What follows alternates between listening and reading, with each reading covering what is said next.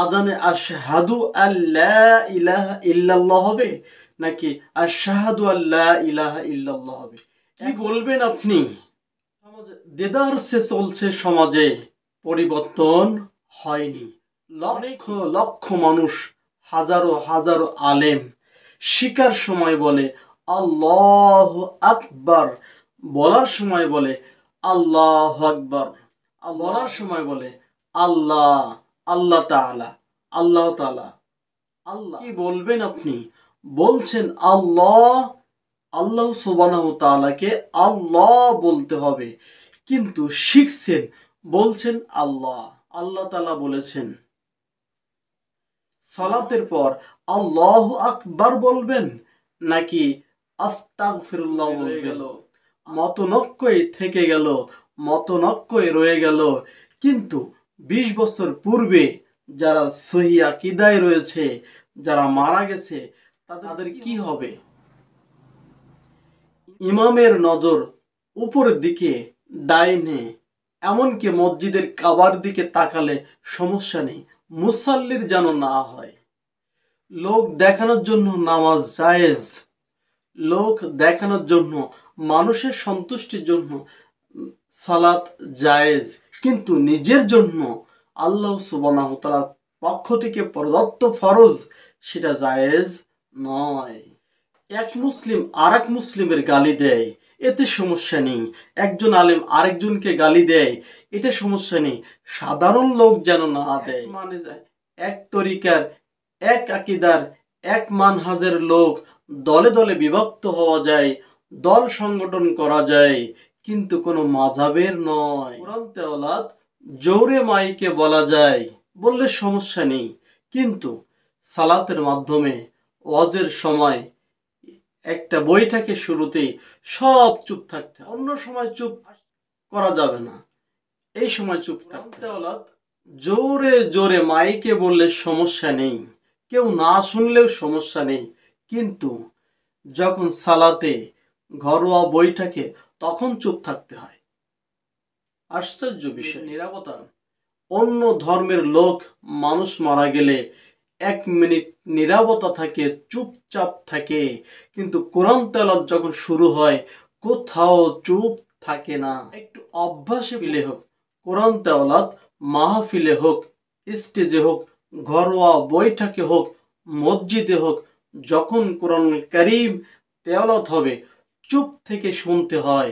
কিন্তু অন্য ধর্মের লোক 1 মিনিট নীরবতা থাকে, 1 মিনিট চুপ থাকতে পারে, কিন্তু কোরআন তেলাওয়াত শুরু হলে চুপ থাকা যায় না। সালাতের মধ্যে বাইরে প্রত্যেকটা দোয়া তাসবিহ মুখ নাড়াতে হবে, মুখে উচ্চারণ করতে হবে, সুবহানাল্লাহ, আলহামদুলিল্লাহ ইত্যাদি।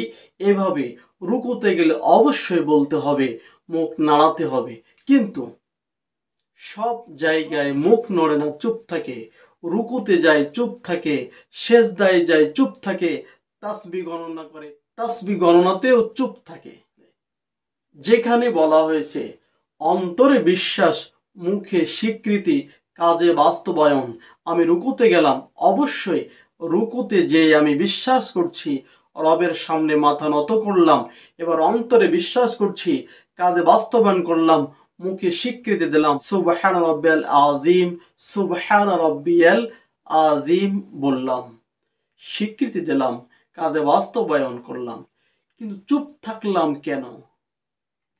হাজারো হাজার মানুষ চুপ থাকে, মুখ বন্ধ করে থাকে। আল্লাহ সুবহানাহু ওয়া তাআলা তিনি নিরাকার না সাকার? এখনো পর্যন্ত দ্বন্দ্ব, এখনো পর্যন্ত নিরসন হয়নি। জায়গায় তিনি কি এক জায়গায় সমাসীন না সর্বত্র বিরাজমান? আজও পর্যন্ত দ্বন্দ্ব কাটেনি। আল্লাহ সুবহানাহু ওয়া তাআলা এক জায়গায় সমাসীন, সমুন্নত। আসছে সামনে সাহারি, সাহারি, সাহারির খাওয়ার দিন আসছে, রমজান, মানুষ সবাই সাহারি খাবে, বরকতময় খানা খাবে, কিন্তু বলছেন সেহরি, জাদু খাও, জাদু খাও, জাদু খাওয়ার মাস সামনে। আমরা সাহারি খাবো, জাদু খাবো না, সেহরি খাবো না।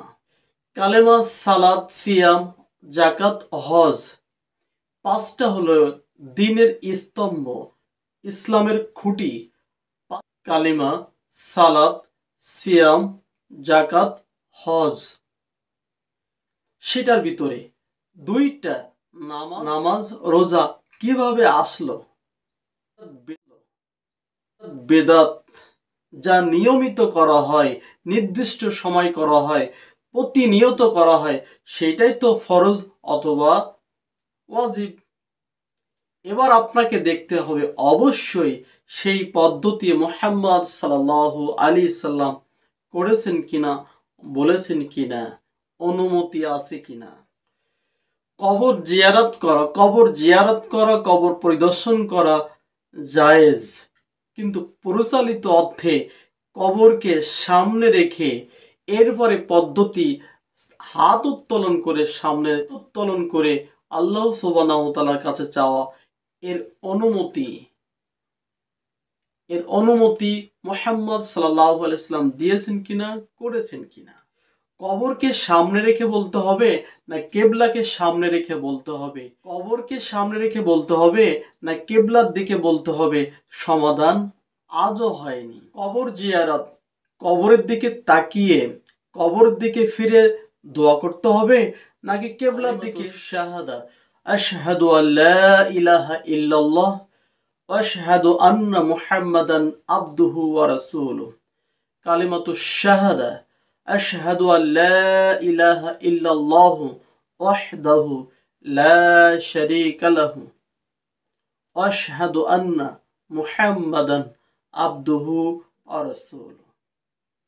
কালিমাতু তাইয়্যিবা, পবিত্র কালেমা, সুন্দর কালেমা, পবিত্র কালেমা, সবচেয়ে উত্তম কালিমা কোনটি?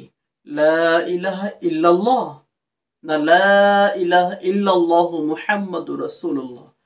পবিত্র কালিমা কোনটি? বলছি কালিমাতু তাইয়্যিবা, পবিত্র কালাম, পবিত্র বাক্য, পবিত্র কথা, সেটা কোনটি? দুইটি না একটি? সকল নবীরা কোন কালেমার দাওয়াত দিয়েছেন? যৌথ না একটি? দুইটা না একটি? প্রত্যেক নবীদের, প্রত্যেক রাসূলের তাওহীদের দাওয়াত ছিল কোনটি? দুইটি না একটি? কালেমা হলো, পবিত্র কালিমা হলো, সবচেয়ে উত্তম এবং পবিত্র কথা হলো লা ইলাহা ইল্লাল্লাহ।